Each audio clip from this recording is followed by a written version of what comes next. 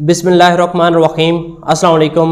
मैं हूं राजा तंसर। आज हम बात करेंगे टैक्स के हवाले से, और टैक्स में आप लोगों के साथ मैं डिस्कस करूंगा कि गाड़ी की खरीद पे आपको कितना टैक्स लगता है, अगर आप फाइलर हैं तो गाड़ी खरीदते वक्त आपको कितना बेनिफिट है, और नॉन फाइलर और फाइलर का गाड़ियों की खरीद में क्या कंसेप्ट है।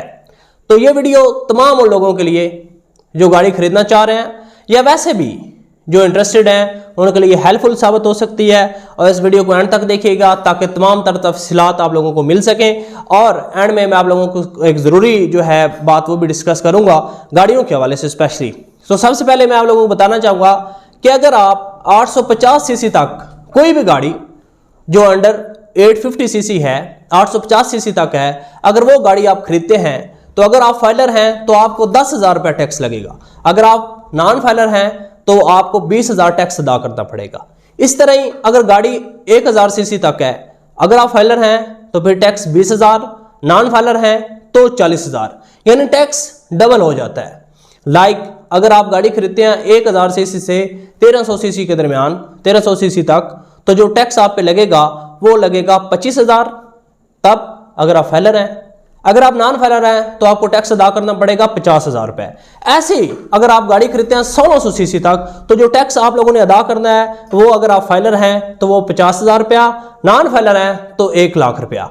अगर गाड़ी आप खरीदते हैं 1800 सीसी तक, तो जो टैक्स आप लोगों ने अदा करना है वो है 1,50,000 रुपये, अगर आप फाइलर हैं। अगर आप नॉन फाइलर हैं तो टैक्स अदा करना पड़ेगा आपको 3,00,000 रुपये। इस तरह ही अगर 2000 सीसी तक गाड़ी है तो टैक्स जो फाइलर को है वो 2,00,000, नॉन फाइलर को 4,00,000 रुपए। अगर गाड़ी 2500 सीसी तक है, फाइलर को जो टैक्स है वो 3,00,000 रुपए, और नॉन फाइलर को जो टैक्स है वो 6,00,000 रुपए। इस तरह अगर गाड़ी 3000 सीसी तक है तो जो फाइलर को टैक्स है वो 4,00,000 रुपए है, नॉन फाइलर को 8,00,000 रुपए है।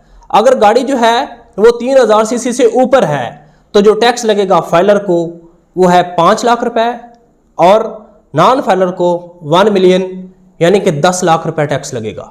ये था ओवरऑल मोटर व्हीकल्स पे टैक्स। गाड़ियों के रजिस्ट्रेशन जब आप गाड़ी न्यू बुक करवाते हैं तो उस पर जो टैक्स लगता है।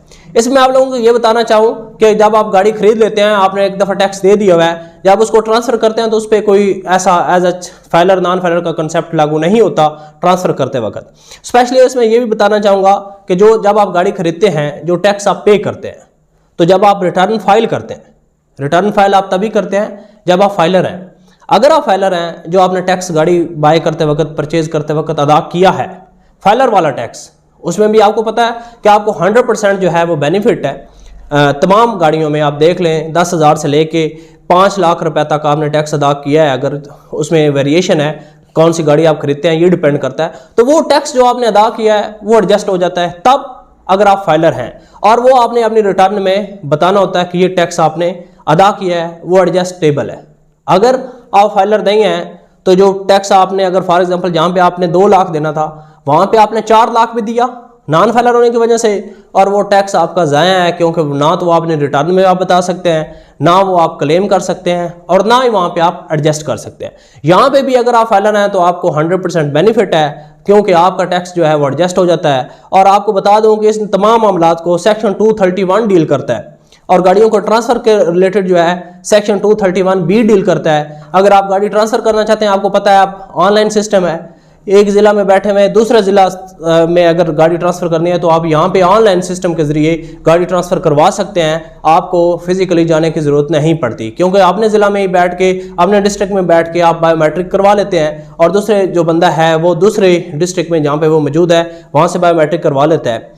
तो कुछ चीज़ें गाड़ियों के हवाले से मैं आप लोगों को बताना चाहूँगा। लोग मिलते हैं और काफ़ी चीज़ें जो है वो सीखने को भी मिलती हैं, सुनने को भी मिलती हैं, और हैरानगी भी होती है।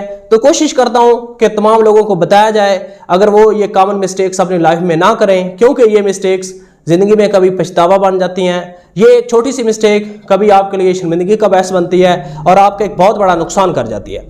फॉर एग्जाम्पल, जब भी अगर आपने यूज़ गाड़ी ली है तो गाड़ी का कई लोग ऐसे हैं, मैंने देखे अपने लाइफ में, बहुत ज़्यादा एजुकेटेड, हाईली एजुकेटेड लोग ऐसे हैं जो गाड़ी खरीदते हैं लेकिन एग्रीमेंट नहीं करते, गाड़ी सेल करते हैं एग्रीमेंट नहीं करते। मेरी ये आप लोगों से गुजारिश है कि खुदारा जब भी गाड़ी का लेन देन करें एग्रीमेंट लाजमी लिखा करें, क्योंकि कुछ लोग ऐसे हैं गाड़ी खरीद लेते हैं, कल को जिन लोगों से उन्होंने गाड़ी खरीदी होती है उसका था पता नहीं होता, वो कहाँ गया, मर गया या कोई और मामला, तो वो बंदा किधर जाए। अगर गाड़ी कहीं इसी मामले में पकड़ी गई है तो वो 550 के तहत जो सुपरदारी होती है वो भी नहीं करवा सकता। ठीक है, सुपरदारी करवाने जाएगा तो जज साहब पूछेंगे कि भाई सबूत आपकी गाड़ी कैसे है, तो उसके पास कोई चीज़ नहीं होती, फिर वहाँ पे सुपरदारी तक नहीं हो सकती। इसलिए मैंने केसेस में देखा है कि कुछ लोग ऐसे भी होते हैं जिनके पास एग्रीमेंट होता है, जब उन्होंने गाड़ी खरीदी होती है सिर्फ एग्रीमेंट होता है, वो एग्रीमेंट पेश कर देते हैं, जी हमारे पास ये एग्रीमेंट है, तो उनको काफ़ी हद तक जो है वो सेफ्टी मिलती है। ऐसे ही अगर आप गाड़ी सेल कर रहे हैं तो भी एग्रीमेंट लिखना इसलिए ज़रूरी है, चाहे आपने किसी कज़न को दी है, आपने रिलेटिव को दी है, जहां भी गाड़ी दी है, ये आपका सुन्नत तरीका भी है और ज़रूरी भी है, ये आपकी लायबिलिटी है कि गाड़ी का एग्रीमेंट लाजमी लिख ले, सेल डीड लाजमी लिख ले, अगर बाय किया तो परचेज लाजमी लिखे। उसका बेनिफिट ये है कि अगर आपने गाड़ी सेल की है और गाड़ी किसी गलत एक्टिविटी में इन्वॉल्व हो जाती है, कोई एक्सीडेंट हो जाता है, तो वो बंदा अगर आपका एग्रीमेंट नहीं है तो वो सारा मलिया मेड जो है वो आप पे है।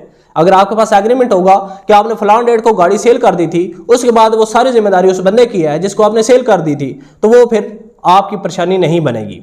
इसलिए अगर गाड़ी आपने बाय की है तो बाय करते वक्त एग्रीमेंट पे ये चीज़ें लाजमी लिखा करें कि आपने कॉपी ली है, ओपन ट्रांसफर लेटर लिया है, अगर आपने ट्रांसफर करवा लिया है, अगर फाइल आपके पास है या फाइल टैक्स डिपार्टमेंट में, टैक्सेशन में, एक्साइज एंड टैक्सेशन में उधर सबमिट है, तो जहां पे फाइल अगर आपने लिया तो वो लाजमी लिखें, अगर नहीं है उधर सबमिट है तो उस पे लिखें एग्रीमेंट पे कि फाइल हमारे पास नहीं है, फाइल उधर सबमिट है, हमने कॉपी लिया है या ओपन ट्रांसफर लेटर लिया है। एक और ज़रूरी चीज़ जो आप तमाम लोग जो गाड़ियों का बिजनेस भी करते हैं या वैसे भी जो गाड़ी खरीदते हैं उनके लिए ज़रूरी इतला है कि जिस की गाड़ी जिससे ले रहे हैं तो जिसके नाम पे गाड़ी है, हो सकता कई बंदे ऐसे हैं मिडल में वो गाड़ी लेते हैं लेकिन उनके नाम पे नहीं होती, तो जिस बंदे के नाम पे गाड़ी है उस बंदे का जो CNIC है, ID कार्ड की कॉपी है, वो लाजमी ले और उस पर डेट ऑफ एक्सपायरी लाजमी चेक किया करें, डेट ऑफ एक्सपायरी लाजमी देखा करें। कई लोग जो होते हैं वो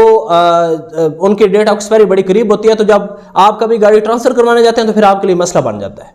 तो कोशिश किया करें उसमें डेट ऑफ एक्सपायरी मस्त देखा करें, तमाम तरह डॉक्यूमेंट्स की तफसीलात एग्रीमेंट में लाजमी लिखा करें, उसके आपको इंशाल्लाह बेनिफिट होंगे।